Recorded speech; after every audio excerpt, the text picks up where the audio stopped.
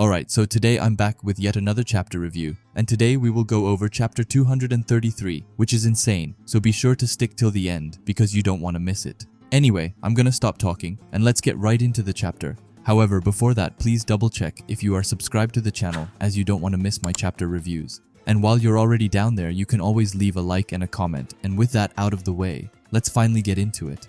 As we begin chapter 233, we get thrown back into Hiyori's backstory, where he just fell down a flight of stairs, thanks to his mom and dad arguing. They rush over, but they aren't worried about him, not even in the slightest. They are only concerned about his precious football leg, and even the mom has the audacity to tell him how much time and money they have invested into Hiroi. And it was at that moment that he realized that his parents sadly didn't love him, and that all they cared about was his specs. That tragic day left Hiroi in despair, and since that day his passion and attitude for football changed. Before he only played football because it made his parents happy, but now he only plays football because he doesn't want to break up his family. As he's playing video games, he acknowledges that it's a disgusting and pathetic reason, and that his attitude towards football is also pathetic, but even so, he doesn't have anything else that he can fully devote himself to. Hiyori's eyes are filled with emptiness and darkness as he says he began to coast through life, trying to find something that could help him ignite his passion. But then he meets Karasutabito. He tells Hiroi that all that crap about people's expectations, to just think about that later, and to instead start with yourself, and to believe in yourself. He tells Hiroi that he needs to find something that truly gets his blood pumping, and if he doesn't stop there, then he will just keep running around in circles like an idiot. But even so, for Hiroi to believe in himself was something close to impossible, because for him, things like expectations are just curses and almost like chains which is weighing him down. Hiroi desperately wanted to get away from his parents and to just escape that miserable and tragic household, which was the sole reason that he came to Blue Lock. He did his best to survive in Blue Lock because, like he said before, he didn't want to go home. And then we see him in the tag game where he took someone out, which was quite interesting because we don't know that much about the other's experience in the early stages of Blue Lock. Anyway, thanks to Hiroi desperately clinging to that ego, he was able to hang on and survive within Blue Lock, even going as far as helping Isagi in the third selection and helping to win the U20 match. And now all that's left is the Ubers game, which we finally get back into. Reichi is screaming at Bastard Munchen to stop Ubers' counterattack quickly, but as Hiroi is running back to help alongside Isagi, everything he can think about is how fast the Ubers are playing and how he's slowly falling behind. Even Ness is impressed at the Ubers' ability to dribble and advance at such a pace as they are going. Hiroi thinks that the quality of their combination plays is something truly outstanding that he's never experienced before. And not to mention the fact that Baru can get the best out of them, just like a king would move.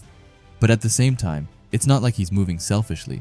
Baru, even though he's a selfish jerk, the aura that he's able to emanate makes the people around him trust him and follow his lead.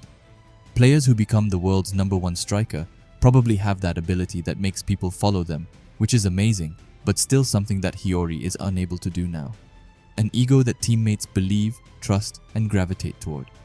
Hiroi has never really cared about believing or wanting to become the best player in the world, but then one day he saw Isagi, a player who sees the game in the same way as Hiroi does, and a player with his eye set on being the world's best player. And then it clicks for Hiroi that he isn't just a player, but that he's the key to Isagi's evolution. But it doesn't stop there either, as he says that he's the only one who can unlock his full potential. He thinks that if he hadn't come to Blue Lock, none of this would have happened. All of those golden opportunities that only he can see, they're his reason to fight on. Isagi holds the potential to become the world's #1 striker, but if they fail to capitalize on this golden opportunity, there's a good chance the world will forget about his potential. But it's fine, as Hiroi is the key, and he will be the one to unlock it. He will unlock a future where Isagi dominates the world stage, and that's a future worth living for. He will make Isagi the king of football. The ball falls onto Nico's shoe, which makes the ball bounce up, and out of nowhere, Lorenzo comes by and just sweeps away the ball. Both Isagi and Kaiser are there alongside Lorenzo, and they are both thinking that there's no way that they will let Lorenzo pass Baru. However, he unfortunately reaches the ball first and passes Baru, who's in front of the penalty area. As the ball is going toward him, out of nowhere the man himself, Hiroi, comes and stops the ball. He calls them idiots and reminds them that he also has metavision. He thinks that his ego isn't something that someone pre-planned for him. It's an ego that holds the key to the future, and most importantly, it's an ego he found for himself. And with that, he puts the key in his locker and finally breaks out of the chains that have been weighing him down all this time. He has a fierce look on his face as he looks to Isagi, telling him that it's time to fucking do this. The text at the bottom says that syncing up perfectly with Isagi's movements, Hiyori overcomes his past and forges himself a new ego. As he picks off Lorenzo's pass, Hiyori prepares to make Isagi shine as the king, showing us their new winning formula. On top of that, the next chapter is called Producer, and I have no idea what it could mean, like none at all, so let's skip that and just talk about the chapter. I found it very cool and especially inspiring how Hiyori has finally found a kind of reason to play for himself now. He's no longer being forced or controlled by his parents, but instead, now he has an idea of what he wants to achieve, and is going for it at an incredible speed if I say so myself. And it just looks like he's going to be a force to be reckoned with in these following chapter. Because in the end, when he stole the ball from Baru with his crazy snatch, and also in the end when he got rid of his collar. Also, shout out to the author, because this chapter has so many incredible panels, especially the end one which I just talked about, but also this one where Hiyori clearly is in his metavision, and is keeping close attention to Isagi. It was also kind of scary to see how close the Ubers were to just ending it all in that last attack. Luckily Hiyori was there to stop it, but what if he wasn't there? Then the Ubers would have gone victorious, and the Bastard Munchen would have lost their first match. However, I'm still sticking with my prediction that Bastard Munchen will win this match, but then probably lose against Paris. I also thought about something real quick. With more and more characters getting some sort of main role in the story, I believe that quite a few players will get dropped after this arc, as it will be quite hard to involve every character Isagi has had an interaction with in the story, which leaves me to Nanase. We know that he is in the Paris team alongside Loki, Rin, and Shidu.